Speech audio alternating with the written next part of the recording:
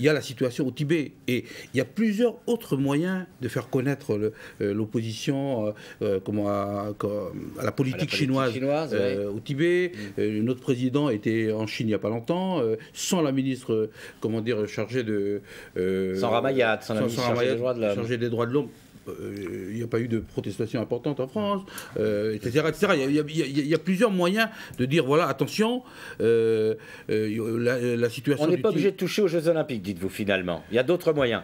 Bon, ça se manifeste, c'est bien que l'opinion se manifeste. Aux Jeux Olympiques, il aurait pu le faire en 2001. Il n'aurait pas fallu donner à Pékin. Voilà. Il a raison, c'est vraiment incroyable. Il est trop tard, quoi. Mais il est complètement trop tard, d'autant plus que là, en fait, on vit une espèce d'agitation.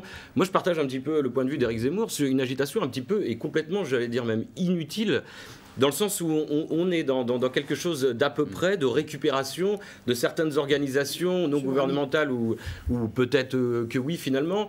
Les JO finalement, enfin en tout cas cette ouverture, ce passage de la flamme a été récupéré entièrement par ces organisations qui en ont fait leur propre JO. On a vu, ce sera à qui aura la star la plus glamour, à qui grimpera les pieds de la Tour Eiffel pour étirer son étendard et le drapeau tibétain. Or, il me semble concrètement que s'il n'y avait pas eu cette flamme, le passage de la flamme, on n'aurait jamais parlé du Tibet. Voilà, aujourd'hui, ça aussi, on n'en aurait jamais parlé. C'est-à-dire que sans Jeux Olympiques, il y a le problème des Ouïghours. Pas de problématique autour du Tibet. Il y a le problème des Ouïghours. Oui, des musulmans ouïghours, absolument, qui sont dont on ne parle massacrés absolument aussi, pas. Et au lieu de parler, avant peut-être même de parler de droits de l'homme en Chine, on devrait parler de droits sociaux, qui est un vrai problème en Chine populaire, contrairement aux organisations syndicales n'existent pas. Il y a des codes qui sont chinois qui ne sont pas du tout occidentaux.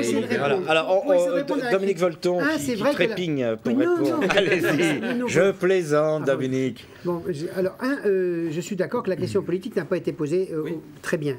Mais c'est normal, on connaît rétrospectivement l'ambiguïté dans laquelle ça a été fait. Ceci dit, c'est comme toujours dans la politique, c'est pas parce que ça n'a pas été bien monté, bien pensé et que ça a été tordu qu'il ne faut plus rien faire après. Et c'est-à-dire que je suis tout à fait d'accord qu'il n'y a pas seulement ça, il n'y a pas seulement le statut du Tibet, parce que je prends un autre pays qui est loin, l'Irak, les Kurdes, je prends un immense problème, qui est quand même une des nations qui est la plus écrasée depuis 70 ans. Donc il y en a plein de situations comme ça. Revenons à la Chine. C'est pas parce qu'effectivement c'est ambigu que ça ne se permet pas de soulever des choses. Et j'ajoute que pour tous les militants des droits de l'homme, même si parfois certaines causes sont douteuses, mais toutes les causes sont douteuses. Hein. Même toutes les causes sont douteuses. Je crois pas. Je m'inscris en faux. Non, mais je plaisante, mais je comprends ce qu'il veut dire. Le fameux mot de Mitterrand, rien n'est noir ni blanc, tout est gris. Et donc, par conséquent, il faut prendre les hommes pour ce qu'il y a de meilleur d'entre eux. Et si un certain nombre de militants ont été s'accrochés à la Tour Eiffel, c'est quand même pas pour faire du narcissisme. C'est dangereux. C'est dangereux. Attendez, peut-être cette dimension existe, je vous l'accorde éventuellement, mais c'est aussi courageux, c'est pas difficile, c'est pas facile. Ils se font. Oui, mais attendez, c'est comme si vous me réduisiez, je suis d'accord. Mais c'est qu'aujourd'hui, 30 ans après, les ONG existent partout dans le monde, et quand on observe sociologiquement le fonctionnement des ONG, 80 ou soit une bonne partie, c'est du conflit entre elles.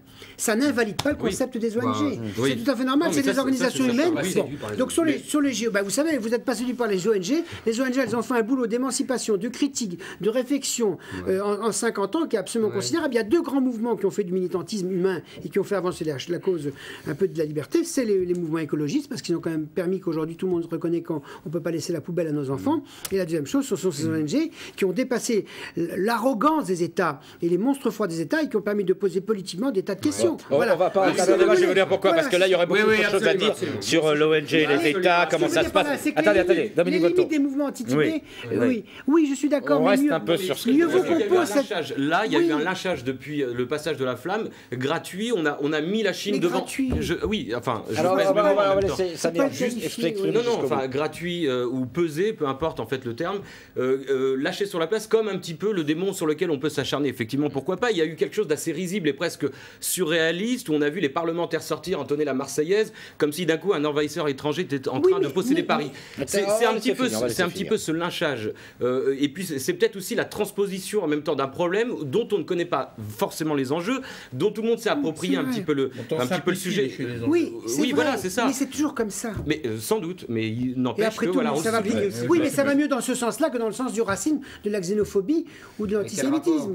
C'est-à-dire que les ambiguïtés des mouvements, par exemple, quand vous voyez des députés qui sortent de toutes tendances confondues, effectivement, et qui disent ça, moi je préfère ça, parce que ce qui se joue comme mobilisation sur un truc qui est peut-être du déplacement, de la méconnaissance, moi je suis toujours intéressé quand les hommes se révoltent. Voilà.